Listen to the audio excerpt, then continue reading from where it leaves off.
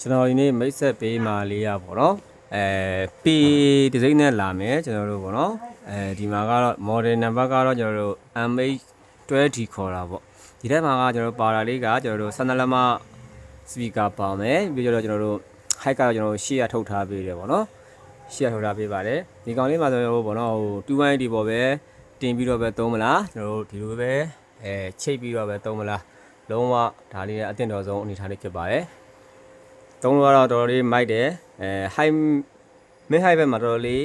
အားပါတယ်ပေါ့နော်နည်းနည်းလေးကျွန်တော်တို့ speaker management နေကနေပြီးတော့ကျွန်တော်တို့ EQ လေးပါလေးကစားလိုက်မယ်ဆိုလို့ရှိရင်တော့ပို့ပြီးတော့ထိထိမိမိခံစားရတယ်ပေါ့ဗျာအတန်လေး mid high တန်ကိုရှင်လေးထွက်ပေးမယ်တစ်ခါလေးမှာ EQ တွေမှာကျွန်တော်တို့လုံးမလေးထည့်လိုက်မယ်ဆိုလို့ရှိရင်တော့ရတာကတော့လုံးဝပြည့်စုံသွားတဲ့ကောင် model လေးပေါ့နော်ဒီကောင်လေးဆိုလို့ရှိရင်တော့ကျွန်တော်တို့ပစ္စည်းလေးတော်တော်လေးကောင်းပါတယ်ဒါကိုကျွန်တော်3 ရောက်ထားတယ်3ထားရအောင်မှာနေကင်းကကျွန်တော်တို့ပေါ့နော်ဒီမှာတစုံရောင်းပေးလိုက်ပါတယ်တစုံရောင်းပေးလိုက်ပါတယ်အဲ့ဒါထားဒါမျိုးလို့ကျွန်တော်ဆိုကျွန်တော်စီမှာအထက်ပေါ့နော်ဟို2စုံ3လောက်ကျန်ရှိပါအောင်မယ်ခင်ဗျာအဆုံးလေးကြည့်ပြီးတဲ့အတွက်အားလုံးပဲကျေးဇူးပါဟိုဒီဆိုင်တို့အားလုံးပဲကျေးဇူးပါဒီ model လေးကတော့ PA MH20 model လေးပေါ့နော်